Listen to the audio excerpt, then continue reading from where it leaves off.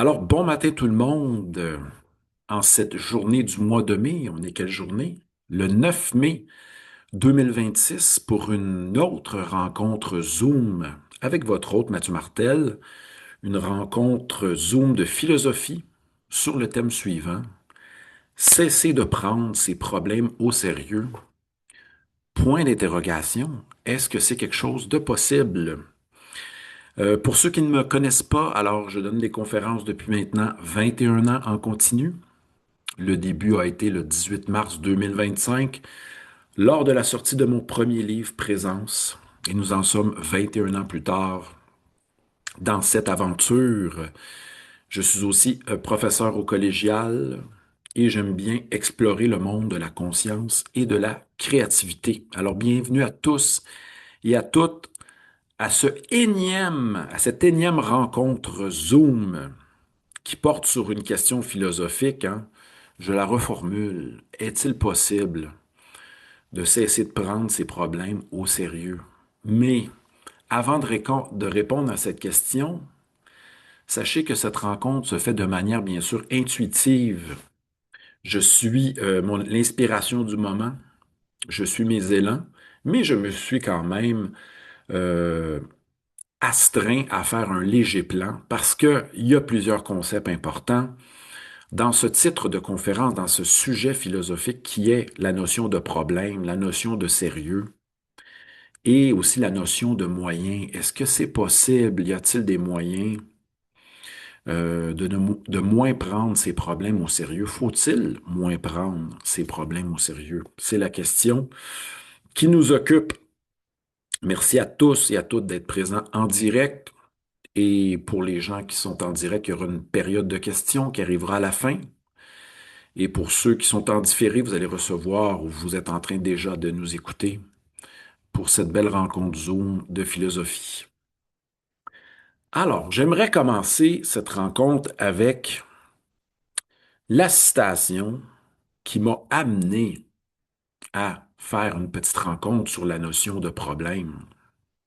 Et sachez que cette citation vient d'un philosophe pessimiste qui s'appelle Émile Michel Cioran, un philosophe roumain mais qui a passé l'entièreté de sa vie, de sa vie en France, une grande partie de sa vie en France, après des études doctorales abandonnées en France, mais qui ont amené Sioran à se promener en vélo à travers la France et à vivre quand même une vie de distanciation par rapport aux institutions.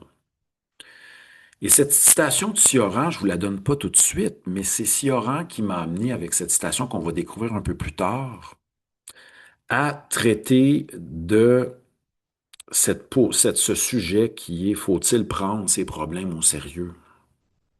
Prenons-nous trop au sérieux nos problèmes? Et si nous ne les prenions pas au sérieux, qu'est-ce que cela impliquerait? Mais avant d'arriver à notre citation, je vous laisse un petit peu en appétit avec cette citation-là qu'on va découvrir plus loin parce que je ne peux pas vous la donner tout de suite.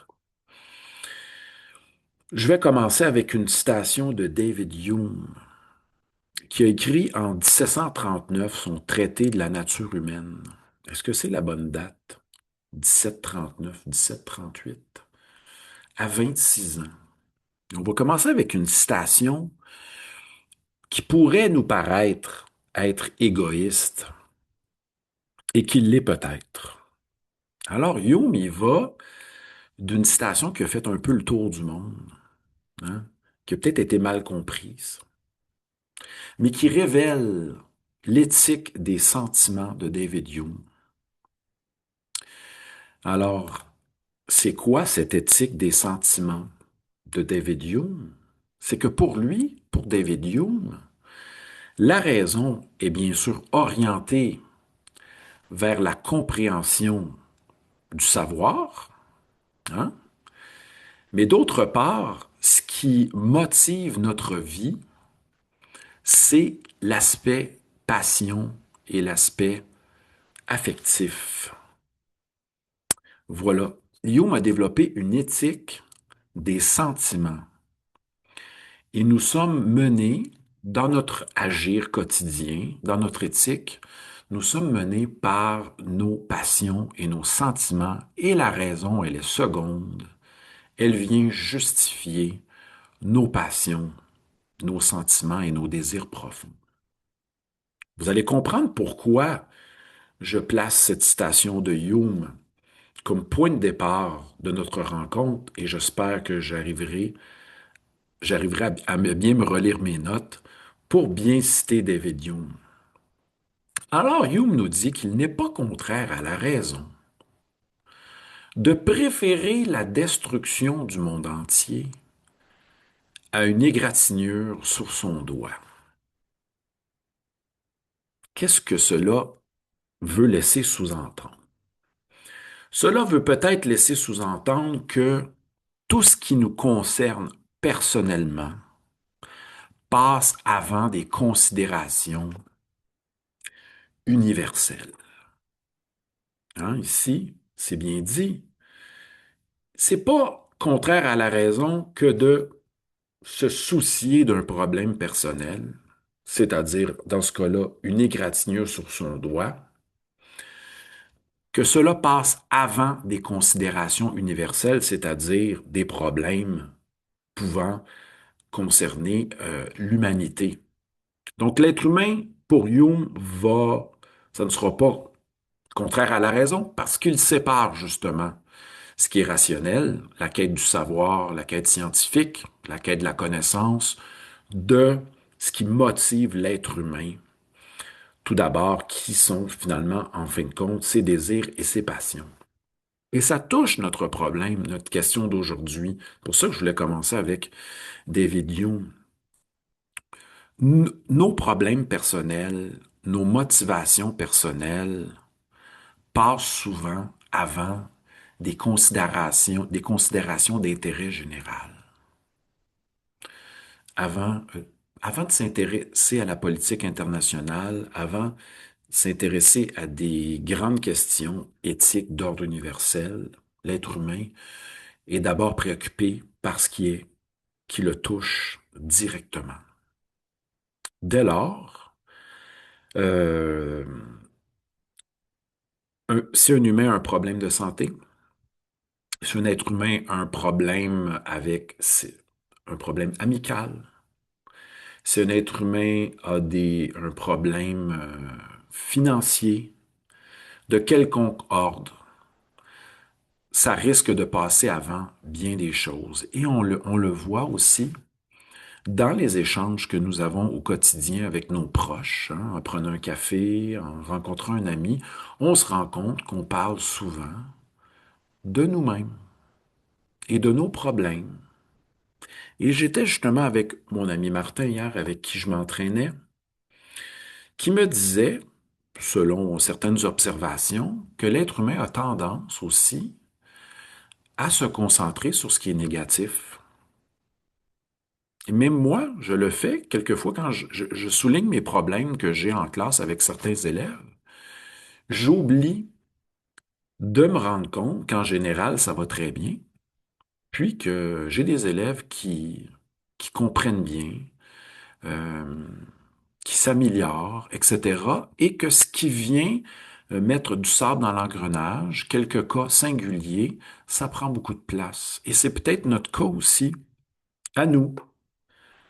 Si on arrive si j'arrive avec un sujet comme aujourd'hui qui est une affirmation, bien sûr, une position, cesser de prendre ses problèmes au sérieux, c'est que peut-être que nous prenons souvent trop nos problèmes personnels au sérieux. On va essayer de relativiser le tout, mais on va essayer aussi de se demander, c'est quoi un problème?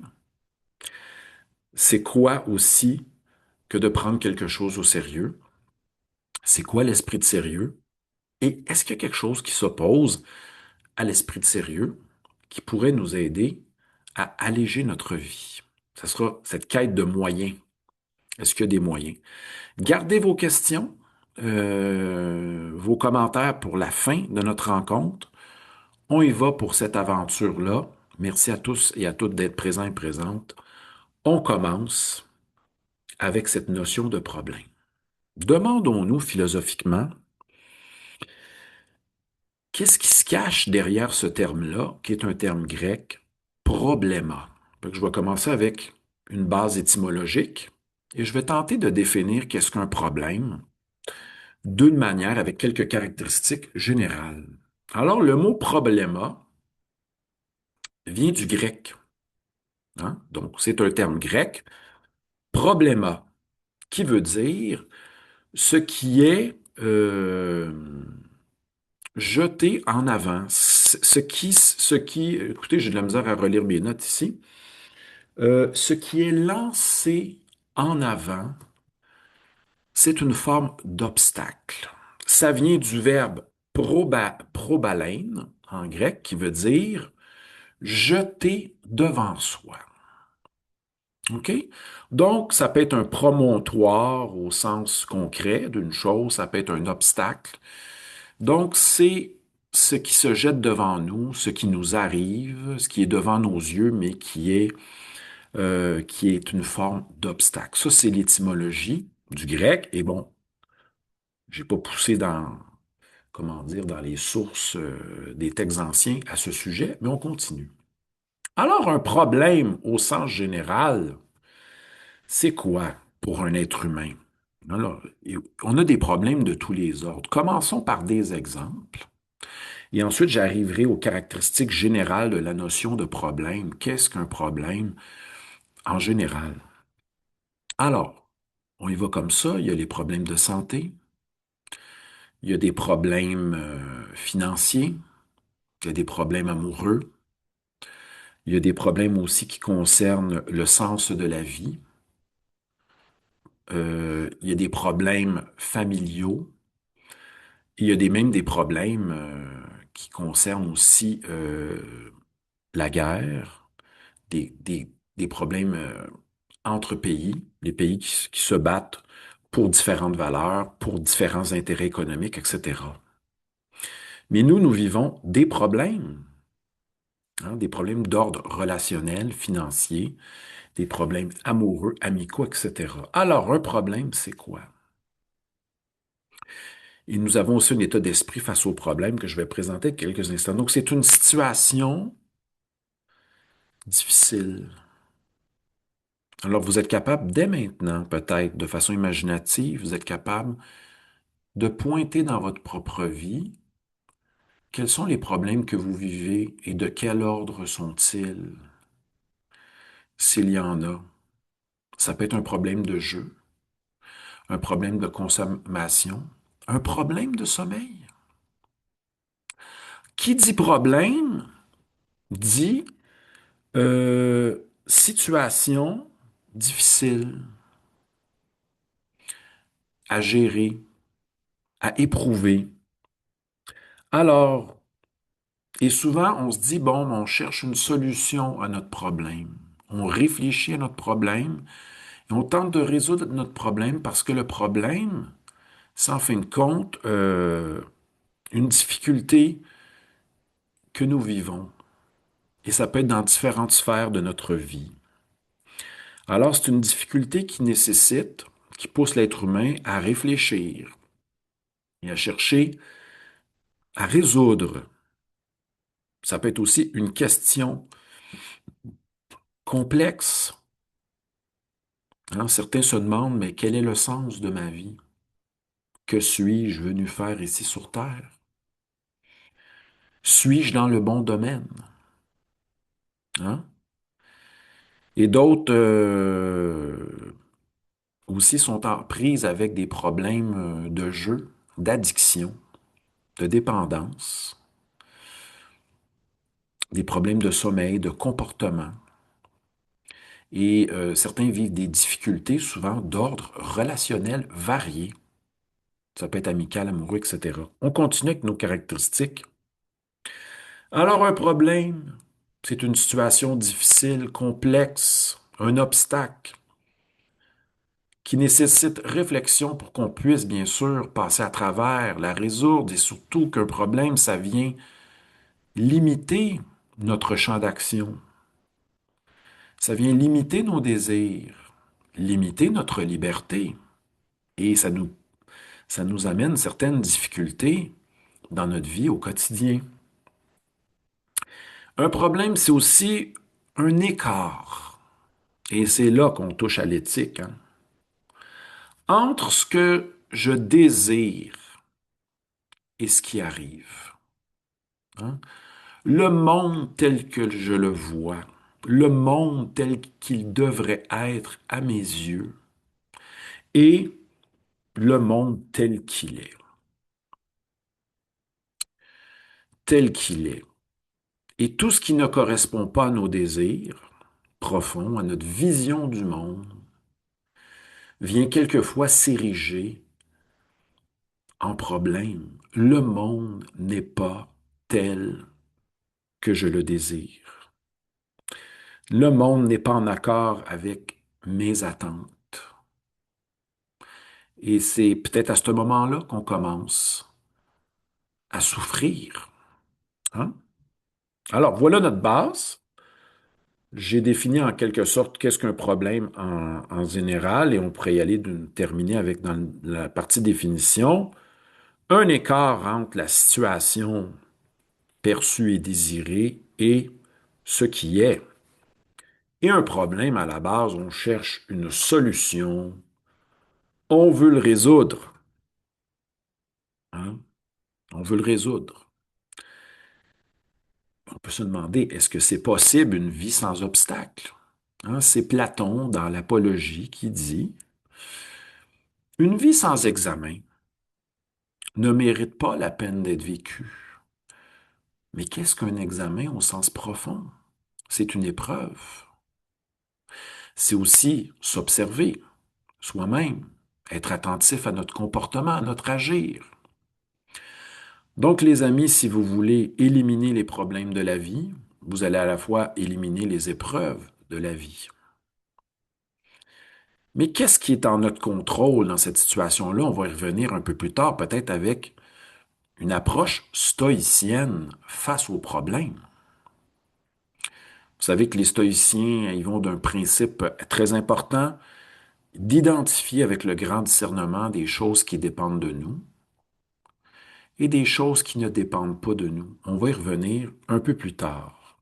Alors, notre thème d'aujourd'hui, c'est est-il possible de cesser de prendre ces problèmes au sérieux? Est-ce que c'est possible? Est-ce que c'est souhaitable? On va y arriver un peu plus tard dans notre réflexion. Allons-y maintenant avec le sérieux. On a défini en général qu'est-ce qu'un problème. On sait qu'il y a plusieurs types de problèmes que nous pouvons vivre et que les êtres humains ne sont pas, comment dire, ne sont pas, euh, je cherche ma formule ici, les êtres humains, finalement, vivront leur vie en faisant face à plusieurs types de problèmes. On ne pourra pas, finalement, s'en sortir. Souhaiter une vie sans problème, ça serait peut-être ne pas vivre, parce que la vie, justement, la vie, elle est empreinte de difficultés, de défis, d'obstacles. Alors, si on part avec des bases qui sont les suivantes, moins il y aura de défis, moins il y aura de problèmes, moins il y aura d'obstacles, plus ça sera une vie idéale à souhaiter, ben, peut-être on n'est pas en contact avec ce qu'est le fait de vivre. Et Aristote nous dira à ce sujet-là que la vie, c'est le mouvement, que la vie, c'est l'action, et que la vie, c'est un combat aussi, euh, si on prend le point de vue de la physique, un combat contre le désordre, un combat contre l'entropie. L'entropie. Et si on se réfère à Nietzsche, ben, la vie, c'est tenter de se dépasser. La vie, c'est tenter aussi de créer et d'affronter des difficultés. Et cela implique la souffrance. Fait que si on veut une vie sans souffrance, ben, Nietzsche nous dirait que cela n'est pas une vie. Mais certes, en tant qu'être humain, en tant que philosophe sur la route, en tant qu'apprenti philosophe, on veut, bien sûr, on tente bien sûr de faire face à ces difficultés, à ces problèmes-là, et d'amenuiser en quelque sorte nos souffrances, mais quels moyens allons-nous prendre? Allons-nous chercher des recettes? Parce qu'il y a beaucoup de marchands, de gens qui nous vendent toutes sortes de produits, qui nous vendent toutes sortes de marches à suivre pour sortir de nos problèmes. Est-ce qu'on va pouvoir le faire avec nous-mêmes, c'est-à-dire en réfléchissant et en prenant conscience? C'est le défi qu'on se donne aujourd'hui. Allons-y maintenant avec, c'est quoi le sérieux? On a défini c'est quoi un problème. Prendre ces problèmes au sérieux, ça implique quoi? C'est quoi ce concept-là de sérieux? Qu'est-ce qu'un individu sérieux?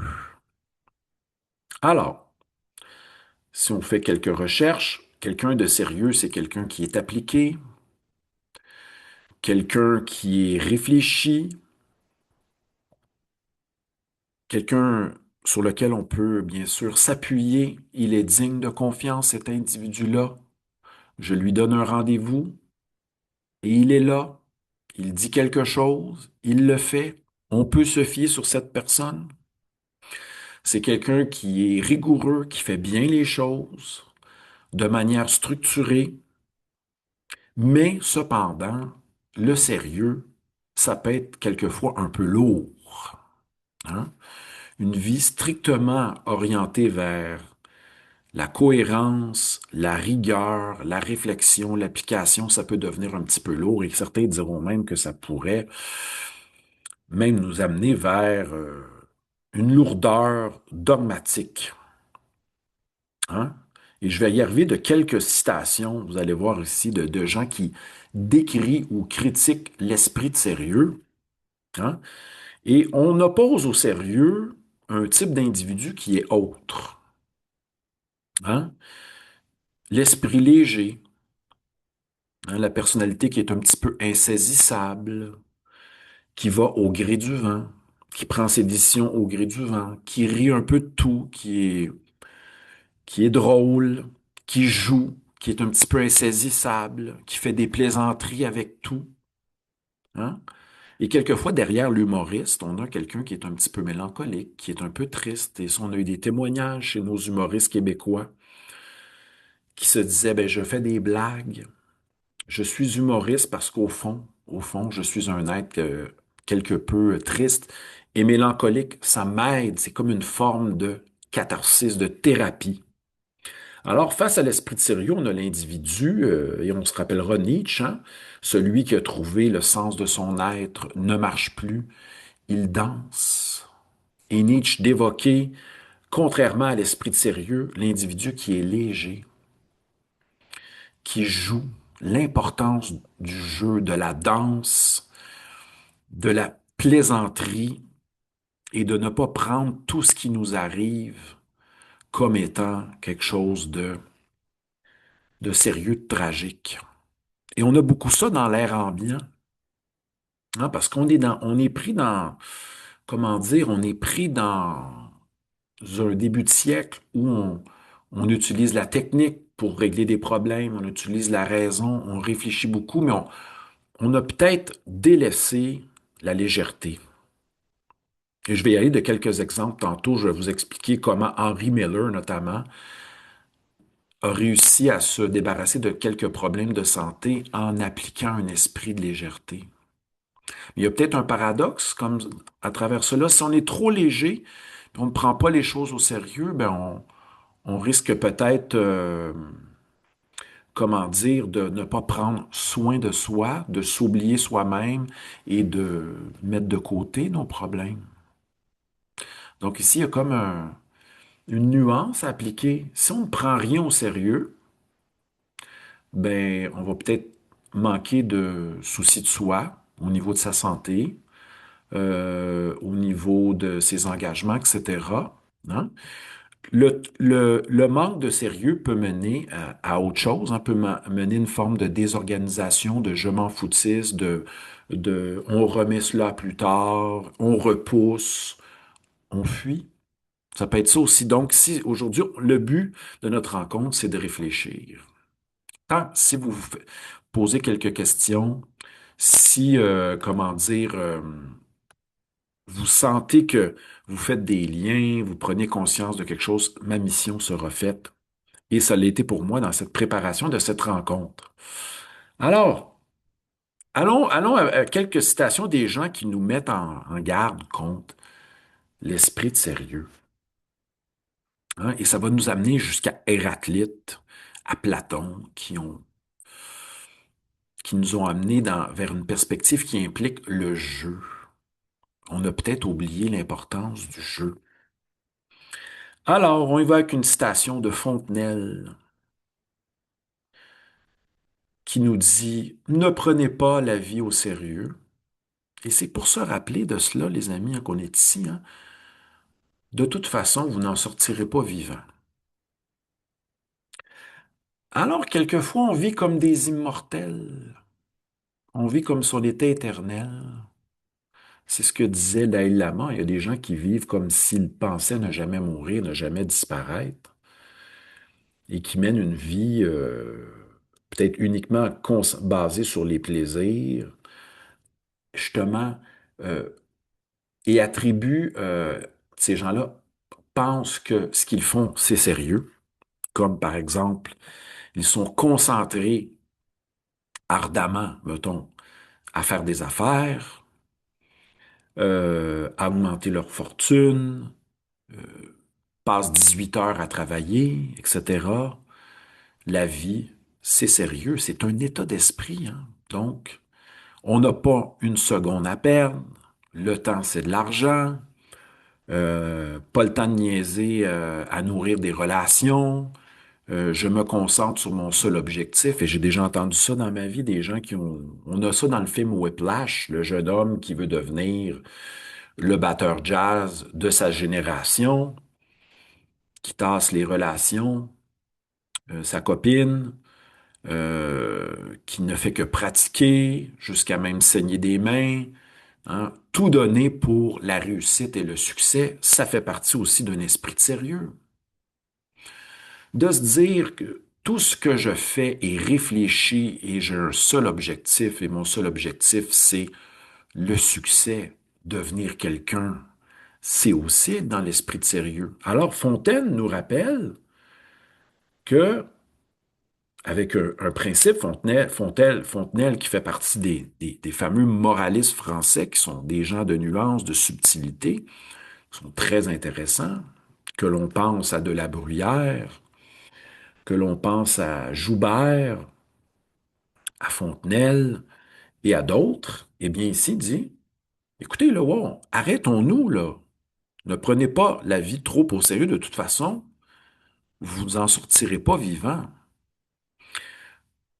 Ça nous pousse à nous arrêter et à nous dire, ben, étant donné que ma condition n'est pas celle d'un immortel, d'un éternel, eh bien, pourquoi je prends tant la vie au sérieux? En plus que je me rends compte que la vie, nous dit Héraclite, c'est un changement perpétuel. Alors, prendre les choses trop au sérieux, c'est un état d'esprit. Et souvent, on ne se rend pas compte que la manière dont nous affrontons nos problèmes, elle est derrière la manière dont nous affrontons nos problèmes est sous-entendu un état d'esprit. C'est ce dont je vais parler dans notre conférence du 15 mai, vendredi en présence, qui s'intitule Les regards sur l'amour. Derrière notre manière d'aimer est sous-entendu une vision de l'amour, une conception de l'amour. De la même manière dont nous affrontons nos problèmes, il y a une manière de voir les problèmes qui est sous-entendue. C'est peut-être celle-là qu'il faut découvrir. Je poursuis avec une autre citation. C'est le poète Bernard Shaw. Est-ce que c'est bien Georges Bernard Shaw, si je ne m'abuse, qui a dit: La vie est trop courte pour être prise au sérieux. Vous vivez des problèmes actuellement et vous voulez les résoudre. Hein? Et vous dites: Ah, bon, je dois prendre ça au sérieux, là. Mais Shaw nous dit: Attendez, là, allez-vous Allez-vous poursuivre quelqu'un et l'amener en cours pour recevoir votre dû, hein? La personne ne vous donne pas, vous paie pas à votre juste valeur, vous allez l'amener en cours. Euh, vous n'avez pas votre retour d'argent tel qu'espéré, vous allez l'amener en cours, etc. Et là, vous allez perdre 2, 3 ans de votre vie. Vous allez vous mal dormir, penser toujours à ça pour, hein, dans le but d'avoir raison. Et c'est ça aussi l'esprit de sérieux. Tenter d'avoir raison. Hein? Absolument. Est-ce qu'on a le temps de se battre à mort pour avoir raison, puis pour posséder ce qui est dû selon nous, selon nos attentes? Alors, Chat nous dit, la vie est trop courte. Il faut se rappeler ça, c'est une prise de conscience qu'on veut faire. Est-ce qu'on a beaucoup d'énergie à mettre à résoudre tel problème? Est-ce qu'il y a un moyen de s'en sortir? Et là, j'arrive avec la citation qui m'a amené à faire cette petite causerie Zoom aujourd'hui. Sioran, qui lui aussi veut nous alléger, qui nous dit là, nous sommes tous et toutes des farceurs. Et comme disait mon ami Charles aujourd'hui, hein, tous les problèmes que nous vivons, là, les problèmes surtout relationnels, etc., est-ce qu'on est capable de se rendre compte que tout cela, c'est une blague, c'est une farce, c'est une joke, parce que la vie change toujours. Je vous donne un exemple. Alors, vous fréquentez quelqu'un et cette personne-là, et là, ça vient pas de mon expérience, ça vient d'un témoignage. Vous fréquentez quelqu'un, vous voyez cette personne-là 3 jours durant, c'est intense, vous vous rapprochez, et là, la personne, tout d'un coup, dit, j'ai besoin d'espace, j'ai besoin de respirer. Mais là, vous étiez dans la passion, hein, vous étiez dans la passion, vous vous rapprochiez de cette personne-là pendant 3 jours, il y a des rapprochements, c'est intense, et cette personne-là vous dit, j'ai besoin d'une pause, j'ai besoin de prendre une distance, on se revoit peut-être dans 3 ou 4 jours. Sur le coup, cela vous déstabilise. Sur le coup, vous ne comprenez plus rien. Il me semble que tout allait bien dans nos rencontres. Et ça peut nous arriver même au niveau amical.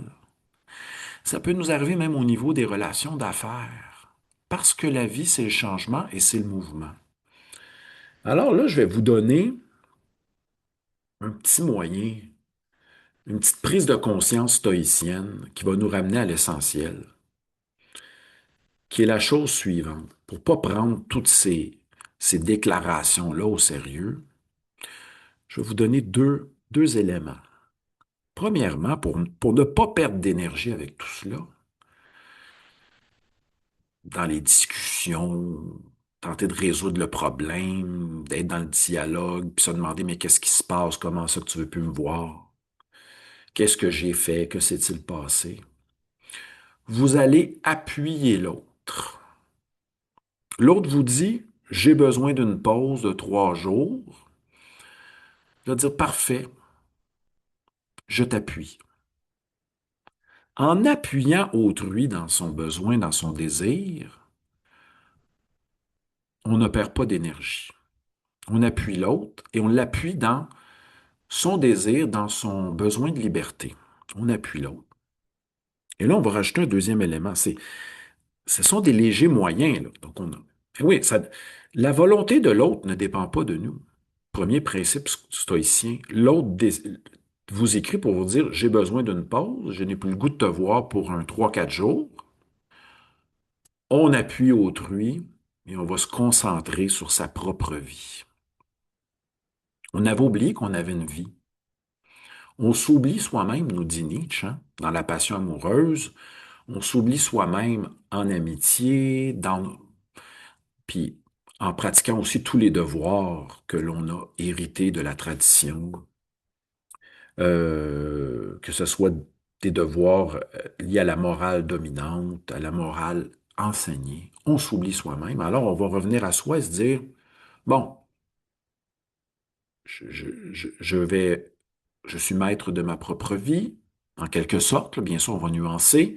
Qu'est-ce que j'ai à faire, là, dans ma vie propre, là? Je vais m'occuper de ma vie propre, prendre soin de moi, prendre soin de soi. Qu'est-ce que j'ai à faire? Donc, l'autre vous dit qu'il veut plus vous voir. Et aussi, ce que j'ai découvert aussi ce matin en discutant avec un ami, si l'autre vous dit, j'ai besoin d'une pause de 7 jours, puis je ne sais pas pourquoi je parle de ça en ce moment en direct, là. Peut-être que vous avez des, je ne sais pas pourquoi je soulève ce point, peut-être que ça nous touche aussi, cette position. L'autre vous dit, j'ai besoin d'une pause de 3, 4 jours, d'une semaine. Vous allez dire, je constate que maintenant, aujourd'hui, tu as besoin d'une pause de quelques jours. Les amis, nous allons dire aujourd'hui. Cette parole-là, le mental aime bien résoudre les problèmes en se disant, ah, je suis dans un trop-plein. Je vais faire la demande, je veux vivre une pause. Puis là, le mental va décider que c'est 3, 4 jours, 7 jours. C'est le mental. Le mental ne connaît rien. L'être est au-delà du mental. Et vous allez dire, oui, je constate qu'aujourd'hui, tu as besoin d'une pause. En même temps, vous vous le dites pour vous-même. C'est aujourd'hui parce que nous ne contrôlons pas cette vie qui nous dépasse, cette vie qui est mystérieuse, qui est à la fois insaisissable. Donc vous vous dites, j'ai besoin d'une pause aujourd'hui. Nous verrons demain. Et vous allez peut-être même être surpris par demain. Et la personne qui vous a demandé la pause va peut-être revenir 24 heures plus tard, vous parler. Et là, vous allez dire, mais tu es incohérent, tu avais demandé une pause de 3 jours. Et oui, la vie, c'est le changement. Ce qui nous amène à Sioran, qui nous dit, nous sommes tous et toutes des farceurs. Hein? Et là, j'ai de la misère à me lire, les amis. Qu'est-ce que j'ai écrit là? Ben oui, ah oui. Nous sommes tous et toutes des farceurs. Nous survivons à nos problèmes. Faisons un exercice. Oui, parce que la vie est changement. La vie bouge. Le problème que nous avions le 24 décembre au soir, là, ou le 25 ou le 1er janvier, est-ce que vous vous en rappelez? Certes, vous avez peut-être un problème récurrent dans votre vie. J'ai des gens qui m'appellent des fois en panique. Des fois, je ne réponds pas, des fois, je réponds, qui me disent, j'ai toujours le même problème qui me revient. Et ça, on appelle ça, nous vivons tous cela, des problèmes qu'on appelle récurrents. Et oui, vous connaissez ça, je vais vous donner 2 exemples. 3 exemples même. Des problèmes ou des schèmes récurrents. Oui, je peux avoir le problème premier. Je rencontre tout le temps, j'ai envie de vivre une relation intime avec quelqu'un, une relation amoureuse, etc. Je rencontre toujours des gens qui sont pris, qui sont en couple, ou des gens qui viennent de laisser quelqu'un, qui sont dans une forme de deuil, deuil non vécu. Ah, c'est un problème récurrent. Ça revient. Hein? Premier problème. Deuxième problème, je vis toujours des actes d'injustice dans mon travail. Je me sens lésé, je sens qu'on abuse de moi, etc. Ça revient en boucle. Troisième problème, j'ai tout le temps peur de perdre mon emploi. Si on se pose la question suivante, est-ce que j'ai vraiment le goût de travailler dans ce domaine-là? Pas vraiment, mais je continue. Alors, il y a un écho qui nous arrive. Hein? La peur de perdre l'emploi, mais profondément, si vous vous posez la question, vous voulez rien savoir de ce domaine dans lequel vous êtes, dans le domaine professionnel dans lequel vous êtes, mais vous avez paradoxalement peur de votre emploi. Alors, on vient à la phrase de Sioran. Oui, c'est vrai que nous avons des problèmes récurrents. D'une part, il faut dire ça à Sioran, là. Il y a des problèmes qui reviennent dans notre vie qui sont récurrents. Des problèmes de santé qui ne se résolvent pas. Et des fois, des petits stress, hein, des douleurs au dos, maux de tête qui reviennent. Il y a certaines situations qui sont troublantes. Oui, les problèmes existent. Oui, la souffrance existe. Le stress existe. Mais quelquefois, il y a des problèmes qui reviennent. Mais Sioran nous dit que nous sommes farceurs parce que le plus grand problème de la vie est le suivant, c'est que c'est quoi qui est le pire? C'est la mort, c'est la disparition. Et avant la mort, ce qui nous fait le plus peur, nous dit Épicure, ce n'est pas la mort en tant que telle, c'est la souffrance. Et ça, nous n'aimons pas cela. Y a-t-il moyen de passer à travers notre souffrance? Hein, y a-t-il un moyen de passer à travers notre souffrance? Mais c'est une question. Mais ce que nous dit Sioran, c'est que nous survivons à nos problèmes. Hein? Le mal de dos que j'avais là, quelques jours avant ma dernière conférence, parce que j'avais un mal de dos qui était apparu. Pourquoi? Ça s'expliquait en quelque sorte parce que j'avais un stress par rapport à mes corrections à l'école. Il y avait un trop-plein. C'était un moment, comment dire, très occupé au niveau des corrections.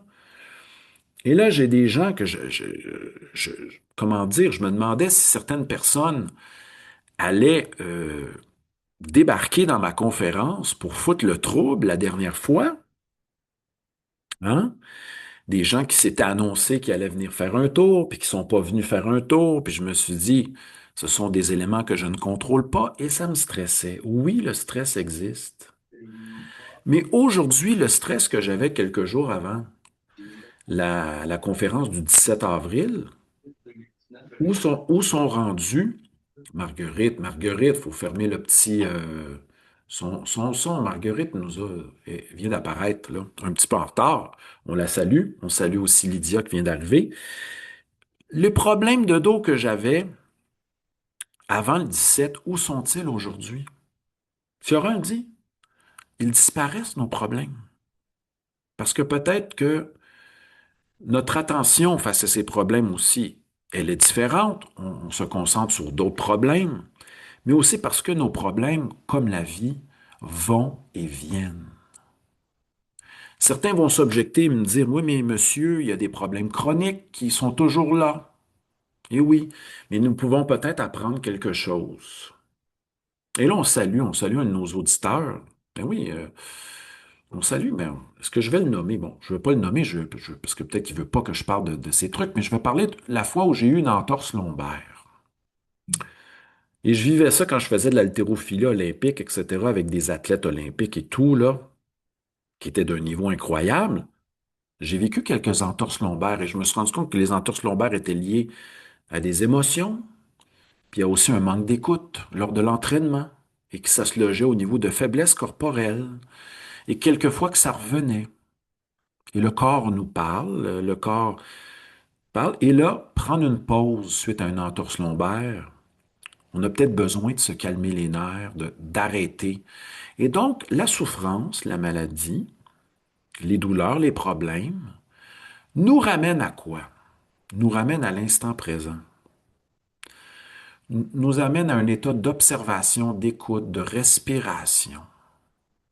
Et on peut s'en servir de ces moments-là difficiles pour nous ramener à l'essentiel qui est peut-être d'être présent, attentif, de respirer, d'être à l'écoute, de revenir au ici et maintenant. C'est pour ça que Siora nous dit, c'est ce qui me motivait à faire cette conférence. Hey, il faut quand même aussi de rire de nous, hein? Nous nous prenons au sérieux, hein? Parce que nous survivons à nos problèmes. Puis quelquefois, nous prenons nos problèmes trop au sérieux. Nous pensons que nous sommes le centre du monde. Mais quelquefois, se détourner des problèmes et comme le dirait Schopenhauer, pour sortir de nos problèmes qui sont liés à nos désirs profonds, on peut y aller de trois solutions pour sortir de la tyrannie du désir. Et là, je vais donner trois éléments. Je ne pensais pas te parler de ça, mais j'en ai souvent parlé. Schopenhauer nous invite à la contemplation esthétique. Contempler un beau paysage. C'est pour ça que les gens, hein, rêvent de voyage, rêvent de coucher de soleil, de silence dans la nature, parce qu'ils veulent fuir le brouhaha du quotidien, euh, fuir la tyrannie de leurs désirs qui les tiraillent profondément, c'est fuir le mental, qui veut toujours analyser, réfléchir, etc. Donc, Schopenhauer nous propose la contemplation esthétique, hein? Ça peut être aller écouter un concert, visionner une œuvre cinématographique de grands créateurs et créatrices.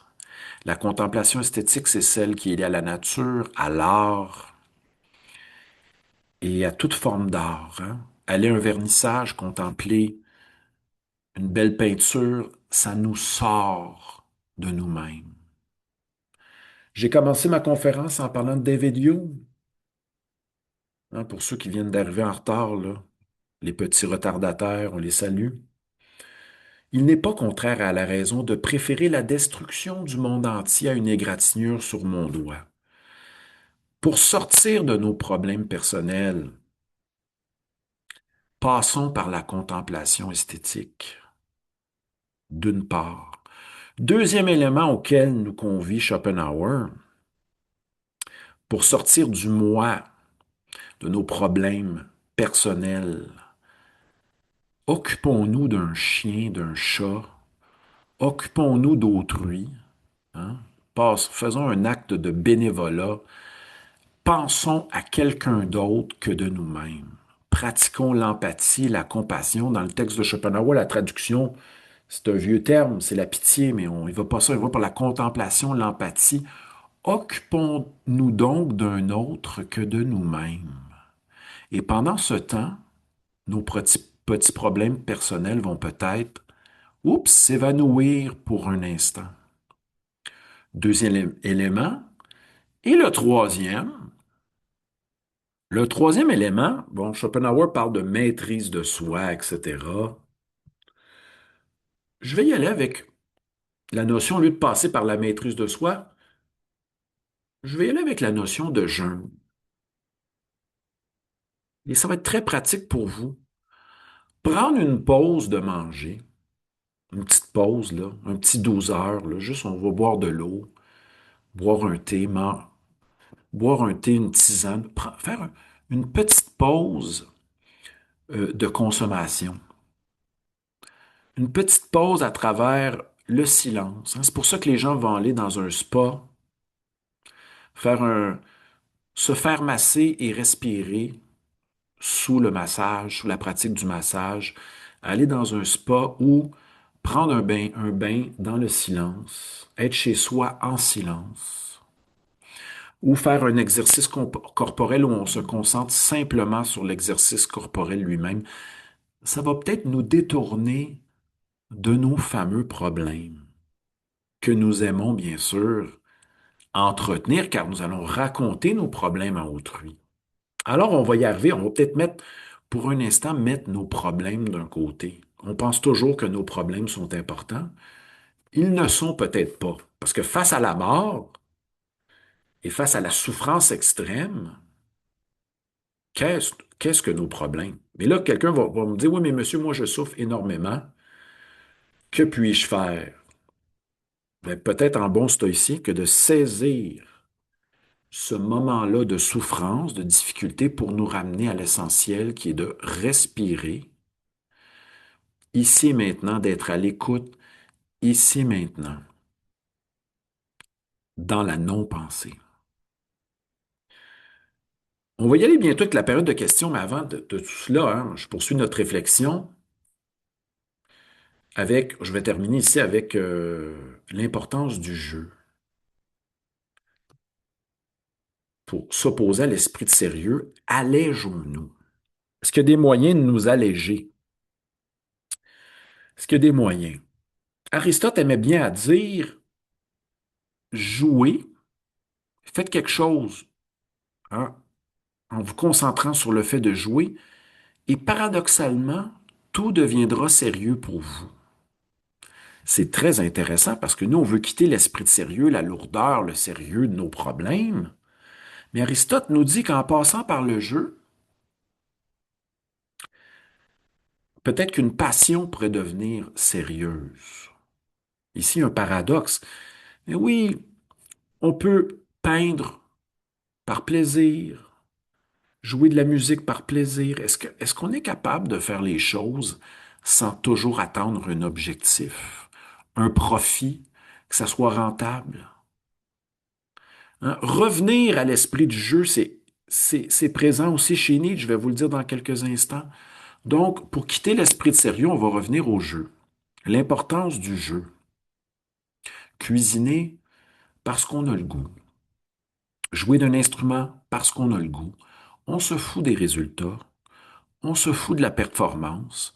On se fout de, d'être tout le temps, de faire les choses convenablement. Et Nietzsche nous dira que la maturité de l'être humain ou de l'homme, de la femme, est d'avoir retrouvé le sérieux qu'on avait quand on était enfant. Là, je vais vous demander un exercice. Quand vous étiez enfant, à quoi jouiez-vous? Quelle était votre manière d'aborder le jeu? Pensez-y, là. La maturité de l'être humain, c'est de retrouver le sérieux, c'est le paradoxe, à jouer pour s'alléger, pour prendre ses problèmes moins au sérieux. Nietzsche nous dit peut-être que ça serait important de renouer avec le jeu. Et le jeu pourrait même développer une passion en toi. Je salue mon ami Daniel qui me dit ton instrument de musique, Mathieu, tu n'as qu'à. Ne te force pas à jouer de ton instrument. Ne te lance pas dans une discipline quelconque. Prends ton instrument dans tes mains et garde-le 5 minutes sur toi. Tu verras ce qui va arriver par la suite. Donc, laissez tomber les buts, les objectifs, la planification. On en a soupé de la performance, de la planification, du contrôle, des objectifs. Ramenons-nous à faire quelque chose par simple plaisir, par simple goût de faire quelque chose. Vous cuisinez, vous prenez votre guitare, vous dessinez. Euh, Revenons à la simplicité du jeu. Henry Miller, qui avait des problèmes d'hémorroïdes. Je termine là-dessus. On parlera avec les commentaires. Puis je vais terminer avec un. Allez voir son médecin. Puis ça n'arrêtait pas. Miller avait des gros problèmes qui revenaient. Son médecin, il dit fous-toi la paix avec tes problèmes. Je vous dis pas, c'est pas un conseil médicinal que je vous donne, là. Calmons-nous. Est-ce que tu peux te foutre un peu la paix et de mettre de côté ton obsession que tu as avec ce problème-là? Se détendre, cesser, parce que souvent quand on a un problème, et pour l'avoir vécu certaines périodes d'angoisse, de stress et tout, on veut tout analyser et tout de suite le résoudre, trouver des remèdes, des panacées, des solutions, un modus operandi. On pourrait juste se calmer les nerfs, respirer et se détendre un peu, puis de dire, bon, ben là, j'ai un problème avec ceci. Laissons mon être trouver peut-être peut-être que la solution se trouve dans le fait de revenir à jouer. Et je vous laisse sur une question avant de passer aux commentaires, aux questions. Gang, c'est la grosse question qui se cache derrière notre thème aujourd'hui. Puis en faisant mon plan, je me dis, ben oui, c'est ça. Avant de vouloir résoudre les problèmes, là, demandez-vous donc la question suivante. C'est quoi vivre pour vous? Et vous allez voir que derrière la réponse à cette question, prenez conscience de ce que vous répondez à cette question. C'est quoi vivre pour moi? Et demandez-vous si votre emploi du quotidien, votre manière de vivre une journée est liée à votre conception de la vie. Est-ce qu'il y a une incohérence? Vivre, est-ce que c'est toujours être débordé? Faire du temps supplémentaire? Être en conflit avec des amis, avoir des problèmes. Est-ce que c'est ça, vivre pour vous? Faut se poser la question. C'est la grande question c'est quoi vivre pour moi? Si vivre pour moi, ce n'est que travailler, souffrir, chercher des solutions à mes problèmes, euh, ou consommer ou dépenser, mais c'est quoi? Et observez votre vie. Est-ce que votre vie reflète cela? Ah, ben moi, pour vivre, c'est avoir du temps libre pour vivre, pour vivre dans mes passions. Ah, je n'ai aucun temps libre et j'ai délaissé toutes mes passions. Pas besoin de thérapie avec ça. On est dans la philosophie, on se pose la question, qu'est-ce que vivre pour moi? Est-ce que ma vie est en accord ou est-ce que ma conception du monde aussi est complètement erronée? Ah, vivre pour moi, c'est la performance, c'est faire de l'argent, c'est d'être aimé par l'humanité, par le monde, la reconnaissance sociale, la gloire, hein? Et ça nous ramène à Platon dans l'Apologie. On va y aller avec la période de questions dans 2 secondes. À quoi bon une vie sans examen ne vaut pas la peine d'être vécue? Et là, c'est ce qu'on tente de faire ce matin, examiner notre vie, examiner notre manière de vivre, de considérer nos problèmes et examiner le fait que peut-être nous manquons un peu de légèreté et que nous nous prenons peut-être un peu trop au sérieux et que peut-être certains moyens d'une manière, changer sa manière de voir face à l'existence. Alors, je vais saluer nos gens qui vont nous écouter plus tard en différé. Merci d'avoir été là. À cette rencontre, je vous rappelle qu'on a une rencontre en présence qui aura lieu, je vous invite tous et toutes à Montréal, vendredi le 15 mai à 19 heures au Centre des musiciens du monde. Vous pouvez aller sur mon site ou pour, bien sûr, vous procurer votre laissez-passer. Au plaisir, on se revoit très bientôt. Merci à tous et à toutes d'avoir été présents et présentes. On va passer à la période de questions avec nos invités en direct. Merci tout le monde.